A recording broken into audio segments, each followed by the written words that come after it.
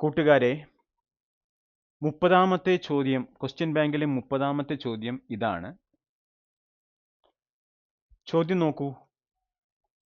X, Y എന്നിവ എണ്ണൽ സംഖ്യകളാണ്. X square minus Y square സമം 11. ആദ്യം എക്സ് മൈനസ് വൈ എത്ര? എക്സും വൈയും കണക്കാക്കുക. അപ്പോൾ ഇത് നമുക്ക് നമ്മുടെ ബീജഗണിതത്തിലെ സമവാക്യവുമായി ബന്ധപ്പെട്ടുള്ള ഒരു ചോദ്യമാണ്. ഇതും ഒരു ഇമ്പോർട്ടൻ്റ് ആയിട്ടുള്ള ചോദ്യമാണ്. അപ്പോൾ എക്സും വൈയും എണ്ണൽ സംഖ്യകളാണ്. ഇനി ഇവിടെ തന്നിരിക്കുന്നത് X square minus Y square 11 എന്ന് തന്നിട്ടുണ്ട്. അപ്പോൾ നമുക്ക് ഇവിടെ X square minus Y square അതിന് തുല്യമായ ഒരു ഫോർമുല, സമവാക്യം നമ്മൾ പഠിച്ചിട്ടുണ്ട്. അതായത് X square minus Y square സമം X plus Y into X minus Y. ഇത് ചെറിയ ക്ലാസ്സിൽ പഠിച്ച ഫോർമുലയാണ്. അത് ഓർമ്മയുണ്ടാവുമെന്ന് വിചാരിക്കുന്നു. ഇല്ലെങ്കിൽ ഓർത്ത് വയ്ക്കുക. ഓക്കെ, ഇങ്ങനത്തെ ഫോർമുല എല്ലാം തന്നെ നമ്മൾ ഓർത്ത് വെക്കണം. എന്നാൽ മാത്രമേ നമുക്ക് പെട്ടെന്ന് ചെയ്യാൻ പറ്റുള്ളൂ. കാരണം നമ്മൾ ഒരു അധ്യായത്തിൽ പഠിക്കുന്ന കാര്യങ്ങൾ വേറെ ചാപ്റ്ററിലും, അതായത് താഴ്ന്ന ക്ലാസ്സിൽ പഠിച്ച കാര്യങ്ങളും നമുക്ക് ചിലപ്പോൾ എന്ത് വരും, ഇവിടെ ആവശ്യം വരും. അതുകൊണ്ട് ഫോർമുലകളെല്ലാം തന്നെ ഒന്ന് ലിസ്റ്റ് ചെയ്ത് വെക്കുക നിങ്ങൾ. കാരണം അത് നിങ്ങൾക്ക് അടുത്ത കൊല്ലം വളരെ ഉപയോഗമാകും. കാരണം 10ാം ക്ലാസ്സിൽ നമുക്ക് പ്രത്യേകിച്ച് നമ്മൾ 8, 9, 10 ഈ 3 ക്ലാസ്സിലും പഠിക്കുന്ന കാര്യങ്ങളായിരിക്കും ആവശ്യം വരിക. അപ്പോൾ ഇവിടെ നമുക്ക് എക്സ് സ്ക്വയർ മൈനസ് വൈ സ്ക്വയറിൻ്റെ formula X plus Y into X minus Y ആയിരിക്കും. ഓക്കെ, അപ്പോൾ ഇതിന് നമുക്ക് എങ്ങനെ എഴുതാം? എക്സ് പ്ലസ് വൈ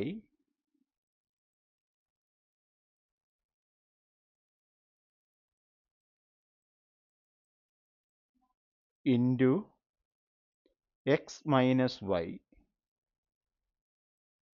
11 എന്ന് വരും, 11 എന്ന് വരും. ഇനി എന്ത് ചെയ്യും? ഇനി ചെയ്യാൻ വേണ്ടി നമുക്ക് ഈ 11 എന്ന് പറയുന്ന സംഖ്യയുടെ പ്രത്യേകത നോക്കണം. ഈ 11 എന്ന് പറയുന്ന സംഖ്യയുടെ ഘടകങ്ങൾ അല്ലെങ്കിൽ ഫാക്ടേഴ്സ് ഏതൊക്കെയാണ്?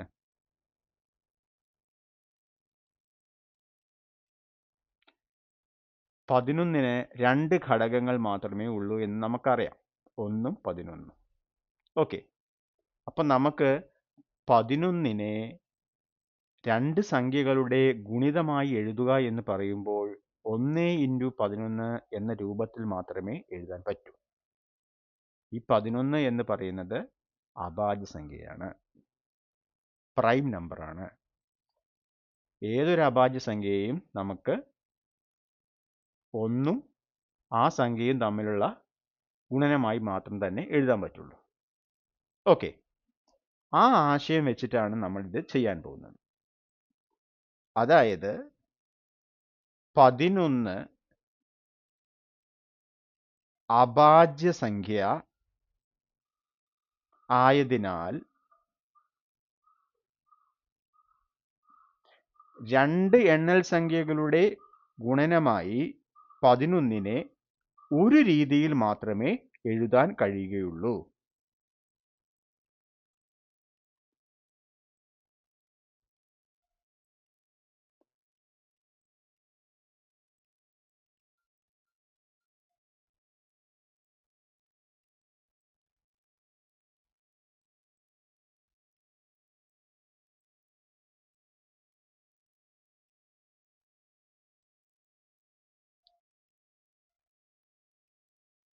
രണ്ട് എണ്ണൽ സംഖ്യകളുടെ ഗുണനമായി 11നെ ഒരു രീതിയിൽ മാത്രമേ എഴുതാൻ കഴിയൂ.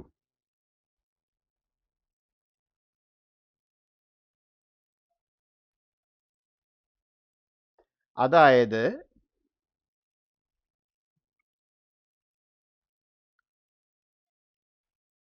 11 എന്ന് പറഞ്ഞാൽ എന്തായിരിക്കും? 11 ഇൻറ്റു 1. ഈ രണ്ട് സംഖ്യകളുടെ ഗുണനമായി മാത്രമേ എഴുതാൻ പറ്റൂ.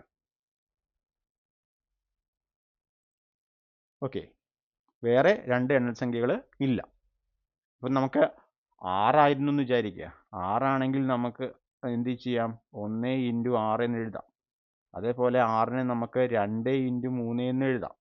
പക്ഷേ 11നെ നമുക്ക് എന്താണ് ഒരു രീതിയിൽ എഴുതാൻ പറ്റൂ. ഓക്കെ, 11 ഇൻറ്റു 1 അല്ലെങ്കിൽ 1 ഇൻറ്റു 11. ഇനിയാണ് നമുക്ക് ശ്രദ്ധിക്കാനുള്ള കാര്യം. ഇവിടെ നമുക്ക് എന്താണ്? അപ്പോൾ നമുക്ക് ഇവിടെ X plus Y into X minus Y എന്ന് പറയുന്നത് എന്തായിരിക്കും? 11 ഇൻറ്റു 1 ആയിരിക്കും. ഇതിൽ ഈ 11 എന്ന് പറയുന്നത് ഈ സംഖ്യകളുടെ തുക തന്നെ ആയിരിക്കും. അതുപോലെ ഈ 1 എന്ന് പറയുന്നത് സംഖ്യകളുടെ വ്യത്യാസമായിരിക്കും.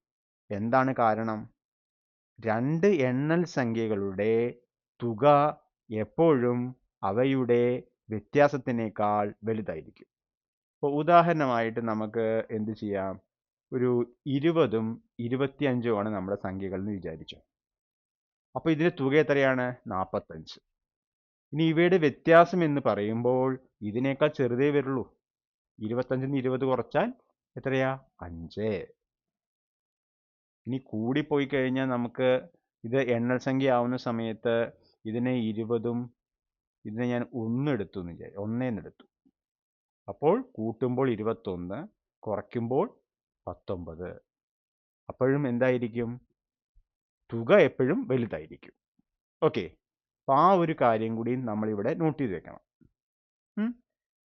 രണ്ട് എണ്ണൽ സംഖ്യകളുടെ തുക വ്യത്യാസത്തേക്കാൾ കൂടുതലായിരിക്കും.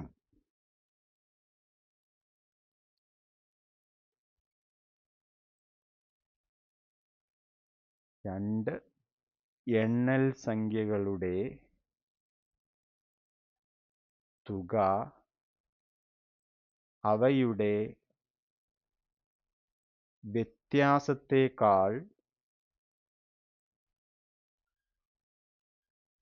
കൂടുതലായിരിക്കും.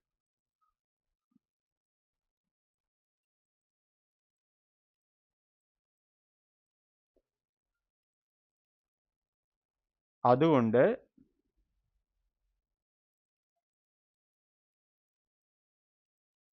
ഇവിടെ എന്ത് കിട്ടും?